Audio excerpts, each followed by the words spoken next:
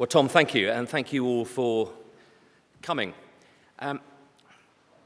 This is a great moment for me. I've described Jeremy Corbyn elsewhere as a man, the only man I can think of in Parliament, so patient to wait 40 years for a crisis so big that he'll be proved right.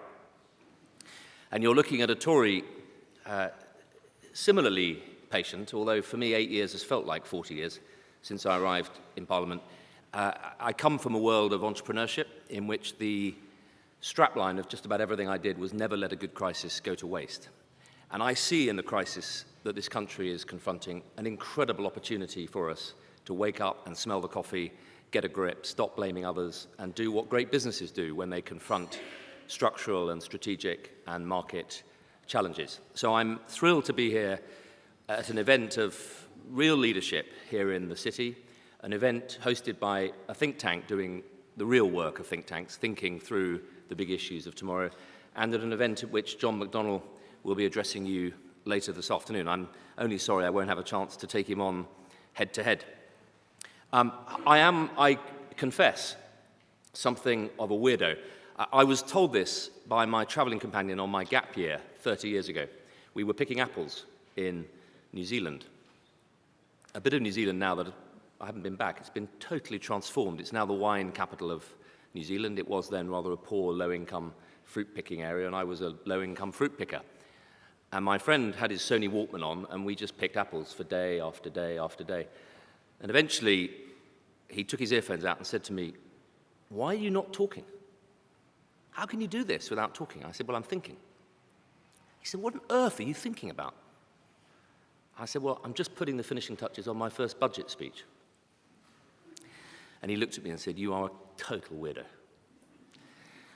But the truth is, for those of us who are interested in economics and in political economy, not a phrase one hears often, but a phrase I put to you is of its time. This is a crisis of political economy, a crisis of that relationship between politics and power and economics. For those of us who are interested in this, let alone those of us who are elected to do something about it, let alone those of us who have children or have a stake in our country and in our society and in our economy, this is a profound moment of urgent renewal and needs to be a moment of renewal in which we really grip the big issues. So I'm thrilled to be here and to have this chance to do just that. Not least because in the House of Commons, you're lucky if you get 3.5 minutes to make a speech. And some of these topics take a bit longer than 3.5 minutes, and they need more than a soundbite. Tom has explained my background. Let me just declare my prejudices early. Bless you. I had a career for 15 years before coming to Parliament, mainly in the small business innovation economy, helping to start and finance and run small companies, mainly in the clean tech, agri-tech, and biotech sectors, based in Cambridge, but working around the country with universities around the country and early-stage, high-risk investors. So much of my take on this is framed, as you will see, by a set of experiences at that end of the economy.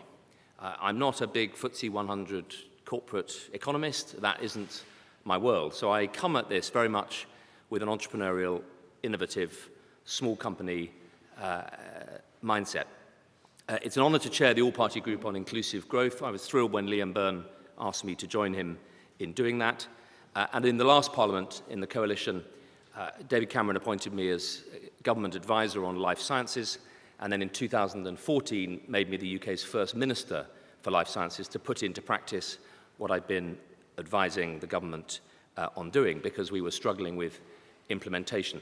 So I stand here before you very conscious that good ideas need implementing, and they need implementing by a government machine that's fit for purpose and by public servants who are properly supported, encouraged, invested in, led and nurtured to be able to deliver the changes that we're about to talk about. And I'm also proud to be here as the great-great-great-nephew of Gladstone, a man who I think today would be spinning in his grave if he could see the state of the public finances, but a man who'd also be preparing a proper speech looking at the underlying structural, moral, social, as well as economic causes of the crisis we're in. I want to start by welcoming this report of the IPPR and the establishment of the Commission. We need proper grown-up political debate across the centre-left and the centre-right, and I think this is an important contribution to it. I want to start by just framing what it seems to me is the real choice. And I put it more powerfully than I will to you, to my own children, aged 14 and 16, last year when their school was debating the merits of leaving the European Union. And I said to them, look, it seems to me we have a choice as a country, given the pace of globalization, given our structural indebtedness and our creaking structural economy. Is this a moment that we look back on in 20 years and say, you had to be there? We realized after defeating communism that we'd frittered away the peace dividend in a decade of great fun and cool Britannia, a great period of social and liberal progress, but one in which we actually incurred and built up huge debts. When the debt crash finally broke, we blamed everyone else. We didn't actually take any responsibility for it properly here. We bailed ourselves out by printing our own money. That unleashed a fury in the ground which led to us blaming Europe and coming out of the European Union. And eventually we woke up and smelt the coffee. We tackled the structural deficit. We unleashed a revolution of entrepreneurship, of innovation in the public sector and the private. We went global. We connected to the emerging markets. We became a crucible of the technologies, the innovative products and services that allowed the world to develop at a pace never hitherto seen, and we unlocked what you might call, in an economic sense, a new Victorian model of Britain as an innovation economy, a crucible for the technologies that the world will need to develop clean, green, sustainable models of growth. We exported it, and we paid off our debt within 10, 15 years, and we became a happy, prosperous, purposeful nation again. That's what inspires me. Or will it be, you had to be there? It was the moment we finally failed as a great nation, became a second or third tier nation. We were overwhelmed by our debts. People with Get Up and Go did just that. They got up and left. We pulled out of Europe. We became an isolated, small, insular, old, aging economy. We became an old people's home that couldn't pay for itself. That I see as a very real prospect, and it chills me to the bone. And that, I think, is the choice. It's an extreme choice, but I think that is the choice we face as a country. And the question is, will we, as a generation, rise to it and grip it, or not? I've got three messages, really, I want to share with you. The first is that in order to tackle this, we need two pillars of a renewal model, which I call an innovation economy driving an opportunity society. Secondly, I want to say something about what for me are the components of a genuine innovation economy. And thirdly, what the components are of a genuine opportunity society, and what those of us who believe in this need to do in the next year, 2 years, to make this a moment of national renewal. So firstly, what do I mean by innovation economy and opportunity society? Well, I mean this. If we're really going to create an economy that works for everyone, if we're going to drive out the opportunities that liberated those of us lucky enough to benefit from the 80s, the reforms in the 80s and the 90s, if we're really going to go out into those areas that have been left behind, the inner cities, the communities that aren't part of the entrepreneurial southeastern London economy, if we're really going to spread those opportunities, we can't do it with an economy dominated by a few big corporates, with an economy with sluggish rates of innovation. An innovation economy, I would argue, is fundamentally of most value because of the opportunity, the social opportunity that it creates. And you can't run a proper innovation economy with an old-fashioned model of a rigid social hierarchy and people trapped in their social circumstances. The two fuel each other. I would go further and argue that, in fact, as a one-nation Tory, the most important reason for having an innovation economy is to drive that social opportunity, drive that inclusiveness in the economy, as well as the profits and the revenues that are required to pay for great public services. So I think the two go fundamentally together, and I want to challenge what I think has been too often an orthodoxy in conservative thinking. We tend to think about the economy as innovative, generating the money to pay for public services which are fundamentally sluggish and sclerotic and inevitably doomed to low productivity. I think it's a fallacy. I think it's economically wrong. I think it's politically bonkers, and I think it needs to be challenged. I call it the apartheid in conservative discourse between private good, public bad. The Prime Minister has tried to correct much of that in this last year, but it also means, as well as calling out bad practice in the private sector, celebrating the great, the little, the small, the innovative, the creative, the entrepreneurial, and celebrating the incredible leadership in our public services. And I want to argue today that unless we harness those two together in a new partnership, we will not tackle the structural challenge that we face. Innovation economy and opportunity society. What I mean by that is that over the next 20 years, my children and the people that they're at school with will look back and say, well, incredible things happened. We became an economy full of vibrant small companies. The public sector started working in a new way with the private sector. We decentralized and liberated the leadership of the public services. Public service became a crucible of innovative practice and of adopting and working with innovation. We became the place that developed the small companies, the technologies, the innovations that the world needed. We took them global. We exported them. We attracted inward investment to an R&D economy, and a new generation of us went out into the emerging markets and took those solutions out, small, big companies in partnership, and we helped to develop the sustainable development of those emerging markets around the world. Innovation economy here in the UK, driving innovation economics around the world, and driving here in the UK a new culture of opportunity for all in a much more dynamic and innovative economy in the public sector as well as in the private. So what do I mean by innovation economy? Well, let me take you through what for me are the fundamental parts of it. Firstly, there needs to be a proper strategy. I don't think successive governments have really talked about what our economic strategy has been, and we reaped the price in the European referendum. No one had really explained, my party as guilty as any, what the benefits of belonging to the European Union were in terms of economic gain. It was a club. We pay for the dams and the roads and the infrastructure in Eastern Europe and in former peasant economies like Spain and Ireland. So they become more sophisticated economies, and then they buy more of what we produce more of: accountancy, culture, TV, whiskey, smoked salmon. That was the deal.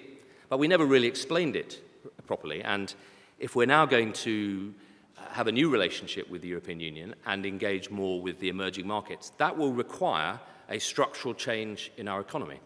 So let me talk you through what I think some of the elements of that are. Firstly, we need to make that clear to people. I think the IPPR is right. This has to be a moment of profound structural economic change.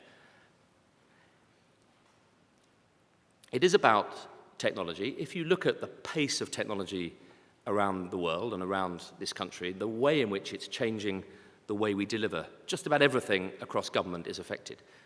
Let's take digitalization first of all. What would a digital government look like?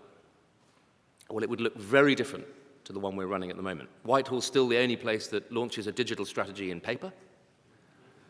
We haven't really gripped, if we're going to become a digital government, not a government with a digital strategy, but a digital government, actually creating the markets for digital technologies, we're going to have to do some quite radical stuff to drive digital practice into and use the practice of government to drive digital thinking across the whole sector.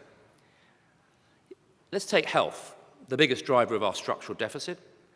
By the way, anyone think the young are not interested in economics? You give me about 5 minutes, and I explain to them tax rates, national insurance, what they're going to pay when they leave university, college, school. The national insurance contract sounds really good, doesn't it? I say to them, you pay in and then it's there when you retire, except it's not. The national insurance fund has been spent. They're appalled. And then I say, by the way, we're carrying 1.5 odd trillion of debt. 1.5 trillion, when you explain well, how much money that is, they're appalled. Where did that come from? And by the way, we're also still running a structural deficit, 50 billion a year in debt interest. And the structural deficit means that as we grow the economy, big skyscraper, there's a bonfire in the basement. We're burning more money than we earn, and we're spending it on 4 things. Welfare, we've capped off that liability with some very painful and difficult reforms. Public sector pensions, we've capped off the rate of growth of that liability with some very difficult and painful reforms. Debt interest, the markets have been kind to us, but if interest rates go up to 1%, 2%, that debt bomb becomes a massive legacy soaking up more money. But the big one is health, where because we're aging, our health costs as a society go up and up and up, and the cost of technology goes up and up and up, and we don't really have a strategic response to it, which was partly what led David Cameron to make me First Minister for Life Science, because I do have a response to it. Let's harness the incredible R&D potential of the NHS, the jewel in the crown of our health economy. If we properly unleash the power of the NHS to lead in digital medicine, to lead in genomic medicine, the two technologies that are transforming 21st century healthcare, it could become, it has the potential to be, the world's biggest driver of 21st century healthcare technologies, and in so doing, has the ability to strike deals with industry that other countries can only dream of. In a world of developing medicines and technology in which the cost and the length of time to develop products, it's now typically $2 billion, 15 years to make a drug.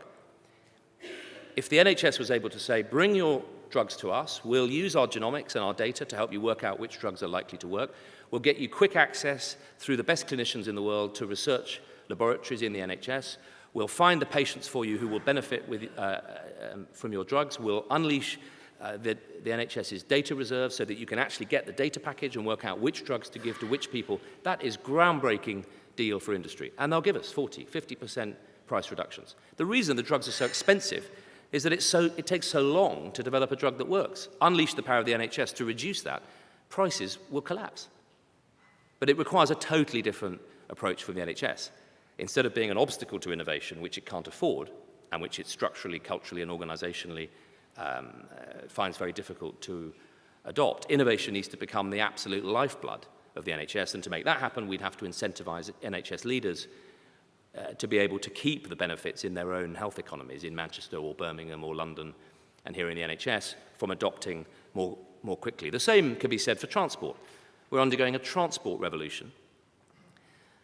Who really thinks the Department for Transport is in the vanguard of driving the adoption of innovative transport technology? We're very good at setting out the strategy for research. I don't think we've fully unleashed the power of government as a procurement partner to really pull innovation through properly into the system. Same in education. In windy Norfolk, where my constituency is, our schools are old and small and rural. Is the answer to close them and bus children huge distances into bigger schools? I don't think so. The answer is surely to embrace 21st century educational technology, lead in it, and make our little community schools connected, modern, global schools where great teachers can teach in small communities with access to global resources. That requires Norfolk County Council to have a vision for the digitalization and modernization of education. And I think we can go across the public sector and see how, if we really want to lead the world in these technologies, we're not going to do it running an analog public sector and trying to support a 21st century private sector. The two have got to support each other. Secondly, I think it's about emerging markets. If you look around the world, the pace of growth in these markets is phenomenal. I was a trade envoy in the Philippines for a while, and when I went out, the Foreign Office said, well, Minister, they're not going to be interested in your science and technology in the Philippines. It's a primary economy, concrete, dams, roads, bridges. It's quite interesting. When you get to the Philippines and meet the 10-odd industrial conglomerates that pretty much own the Philippines economy, what were they interested in? Liberating themselves from dependence on China for energy and on China for food, developing their own innate ability to develop food, medicine, energy, a 21st century economy. The visit actually ended with Philippine companies coming back to Britain to invest in our science base in order to accelerate their access to our technologies. So we need to have a strategy for connecting with emerging markets. And I'll say something about how we do that in a moment. Fundamentally, I think it needs a new deal between the public and the private sector. Next, I think it needs a new approach to incentives. The reason the private sector largely runs without much intervention from government at about 2% productivity gain a year, it's not because you're all geniuses, or these people are all geniuses, it's that the system has at its heart a bit of genius. If you deliver more for less in the private sector, whoever you are, wherever you are, however ugly you may be, however badly dressed, if you deliver more for less, the core business of business, you get promoted. You either get a bigger department or you get a bigger budget, you get promoted. In the public sector, if you deliver more for less, we give you less. Just think about that for a minute. If you're running a hospital and you either deliver the same clinical output for less cost at the end of the year, Treasury says, oh good, we obviously gave you too much, we'll give that to the others. Or if you deliver more clinical output for the same budget, there's no reward mechanism. You don't even come up green on a heat map that tells patients this is a really good hospital to go to. It's amazing we have any public sector innovation at all. We're treating the public sector as if it is condemned forever And we're treating the leaders in it as if their innovation and leadership doesn't matter. I think we need a revolution of public sector incentives. I am not, please, not talking about privatization of public services. I'm not talking about any privatization in the health service. I'm talking about giving great hospital leaders like David Dalton in Salford, Sir David Dalton. I'd like people like him and people like Julie Moore in Birmingham, who run brilliant hospitals. They've earned the right to be given the freedoms to run their hospital and take over failing hospitals. Let's back the leaders and put incentives into the public sector. Personally, I'd like to see a pay rise for the heroes who run into burning buildings and bullets for us. But people in the public sector in the productivity business should be rewarded on productivity. Next, it's about local leadership. I think Whitehall at the moment is grappling with some problems that are just so big, too big, that it can't actually solve them.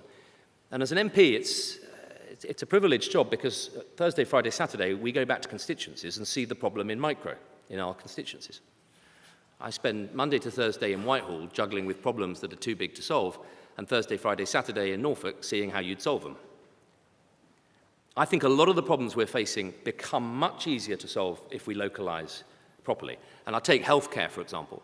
If we really want to tackle that siloed, fragmented, duplicatory, inefficient model where Whitehall tips money into primary healthcare, into hospital healthcare, not very much into social care, and has endless quangos chasing each other for the same money. If you took Norfolk, my county, 850,000 people, put all the money into one pot and insisted that you lock down a 10-year funding cycle, you'd share the Treasury's forecast health cost increases, which we're shutting down whole other divisions of government to pay for, and created the incentive. If you can reduce the rate of growth, we'll let you keep some of that money and put it back into your local services. I think you'd see the very people today who are pulling their hair out with frustration that they can't change the way services are delivered, getting together locally and saying, did he just say we can keep some of the saving? And I think you'd see them investing in community care, in digital health, in early prevention, and reducing the costs of disease and old-fashioned models of treatment in the local economy. So I think it's about incentives and local leadership. It's about infrastructure. My constituency, mid-Norfolk, 40 miles from Cambridge, should be in the new California, right? Well, there's a town called Watton in my constituency. I've talked to the Prime Minister about it. It's the Watton test. Watton is 40 miles from Cambridge. It might as well be 100 years and 400 miles. School leavers from Watton couldn't get to Cambridge for an interview. They'd never get invited. There isn't a train link. There's one bus to Norwich a day. And if they did, they haven't got the skills to be even to have the conversation with the sort of companies that Cambridge is developing. That is not sustainable economics. And that's partly about infrastructure. We have to bring growth out into the areas where it isn't at the moment. Cambridge is an inflationary hotspot, driving unsustainable cost bases. You can't get a house for a PhD student and his or her family for love or money within 20 minutes of AstraZeneca's £500 million HQ. But Norfolk's full of poor villages, low-cost housing, low-opportunity villages. It's bonkers. And the most powerful thing we could do is put a railway line right through from Cambridge into the middle of East Anglia and connect out to the village, open up some of the old beaching lines, build some new towns and new villages to fund the infrastructure, and give people out in the rural windy hinterlands or the windy urban wastelands a connection to the model economy. And some of that is about infrastructure. I'd like us to give all our mayors the powers to raise an infrastructure bond. I'd like the Treasury to ease up and allow them to recognise they have a substantial asset base. Andy Street in Birmingham, Andy Burnham in Manchester. I think they could go and raise £1 billion infrastructure bond and fund cycle routes, fast rail, autonomous vehicles. They could literally pilot the technologies in their own infrastructure. It's about R&D. I'm proud that we've managed to put a lot of money into science, but as an economy, our structural R&D spend investment is far too low, and we're not good at harnessing industry to work alongside our universities. Still not good. And if you looked in from space, you'd say, it's weird, you know, Britain is a science superpower and a financing superpower just down the road here in the city. The two don't really connect properly. How weird. You'd think they'd connect their city to their science and go global. You'd think. And you'd think the derivative and credit crisis and credit crunch would be a moment where the city would grip that real substantive growth opportunity. And this is the moment that we need that to happen. But we need to plug them into markets. I'm struck that at a time when Globalization is changing the world. I've never known this country or its political debate more parochial. And in my constituency, people often, Daily Express reading, romantic, nostalgics, talk about the days of national service. And one of the reasons they talk about that is that it was a chance for anybody, whoever and wherever you were, corporal, sergeant, or subaltern, to go around the world. I have people in my constituency who don't have a GCSE, they don't have a national certificate, but they went to Borneo, they went to Aden, they went around the world and they saw the world, courtesy of HMG. And I'd like us to do the same for a new generation and use DFID funding to expand the International Citizenship Service. Let's offer every school and college leaver 3 weeks in a DFID-funded aid program around the world. I think we'd change the culture, I think we'd inspire a generation with the possibilities around the world, and we'd connect this country culturally to the markets that we need to connect with better. I want to suggest that our aid, our trade, and our security are fundamentally linked in a 21st century economy, and we won't unleash this new model of growth unless we properly use our aid, trade, and security budgets. I was in Kenya last year. It's quite interesting. You drive around Kenya on roads originally built by the Brits, past banks like Standard Chartered Brits, safari, wine, beer, horticultural companies funded by British capital, Britain #1 capital deployment inward investment country in Kenya, British forces training up at Archer's Post, British conservationists saving the rhinos and the elephants, British aid workers educating the girls and watering the villages. I can't help be struck, though, that it's China building the motorways, China building the railways, China turning a blind eye to the poachers who are ravaging the northern Kenyan economy. Why don't we offer the Kenyans a new development partnership? We'll double our aid budget, double our trade commitment, and we'll double our security. We will help you to get out of this, but there's a deal, and it requires you to sign the deal with us. I think some strategic aid, trade, and development partnerships around the world would help send a signal to people in this country that there is an opportunity out there and we're serious about it, and it would give the British economy some purposive, moral, dare I say it, purposive principle that people would support and be inspired by. And all of this ultimately is about leadership, and that's why I've suggested to the Chancellor that we think very seriously about reversing decades of underinvestment in public sector leadership.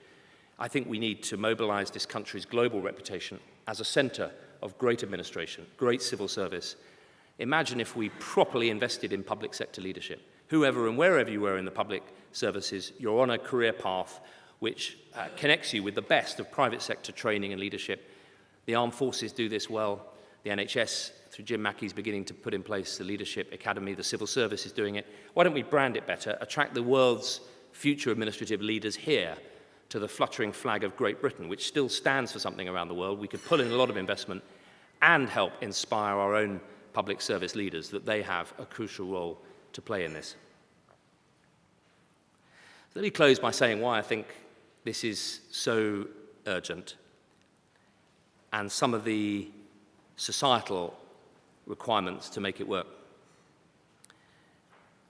In the end, politicians talk about the country, we talk about UK PLC, we talk about HMG, we talk about that thing that we're lucky enough to be involved with the administration of.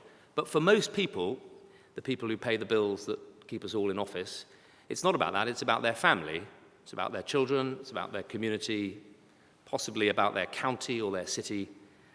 And I think we have to turn the policy prescription that we're talking about around. I think we're bamboozling the electorate with numbers they don't understand, with prescriptions for national renewal that don't mean anything locally. I think this requires a profound localization and incentivization. And nowhere is that more important if we're really going to create an opportunity society than in education. I'm proud, actually, I think it's been this government's greatest achievement in the last few years, unleashing the power of great teachers, great governors, great parents. The schools revolution hasn't been perfect, but I think we have unleashed a new spirit in the education sector, and personally I think it's ripe for more investment. Education is not bedeviled by layers of quangos and bureaucracy. The money pretty much goes straight into the schools, and I think most schools now, after 7 years of austerity, need some extra money. Whereas in health, it's different. It is bedeviled by layers and layers and layers of difficult bureaucracy. I'm proud that we've done something very important. Alongside the academic landing path, career path, A-levels, university, we've put in place a vocational path. I think the T-levels are a phenomenal achievement. We don't talk about it much, and I pay tribute to David Sainsbury's work in helping get that over the line. But I think we need to go further. If we're going to connect the teenagers of Watton to the 21st century economy, I want to give them a skills passport, literally a digital skills passport with their accreditation on it in points, free travel card, and give them a gateway to the 21st century economy in partnership with all the big companies in the East who have a very strong vested interest in training. If we're going to digitalize agriculture, medicine, packaging, then let's connect those distant villages and communities and offer the school and college leavers the chance to have a training to make them fit for purpose in the 21st century. Skills and productivity is the single biggest barrier to this model of innovation and national renewal. This afternoon you're going to hear from John McDonnell, and I wouldn't be doing my job if I didn't tell him through you, these are big challenges, but I put it to him that Marxism isn't the answer. Increasing dependency on the state isn't the answer. Nationalisation isn't the answer. Mutualisation. I'd love an East Anglian railway company where the people who use the railway own the shares in it, and we put track and train together and allow them planning permission to convert the railways. Imaginative thinking is the answer, but not nationalisation. And defending old left union obstructionism to innovation and modern working practices, not least on the railway, isn't the answer either. It would be a disgrace if we threw away the hard-won gains of the last 30 years. The 1980s reforms from the Conservative Party and the 1990s reforms from New Labour to try and modernise politics in this country and modernise the way we do government in this country to make us fit for purpose. I think more urgently than ever, we need an intelligent, principled, proper conversation between the centre-left and the centre-right, which is why I've come here today and welcome this report. I ask you that question again, what's it going to be? Will we look back in 20 years and say, we finally lost it? We didn't wake up and smell the coffee. We all hid behind our silos, our organisations, our sound bites. We took cover and let somebody else take responsibility. Or will we do it? I mean we, by the way. I mean all of you, everybody in this room, and everybody you see this weekend. Are we all going to make this a moment of national renewal, or are we going to keep blaming others? It's a pleasure to be here. I'm sorry I can't be here to talk to John McDonnell this afternoon. Thank you for coming. Thank you for putting it together, and I hope I've helped to light the flame of some innovative thinking today.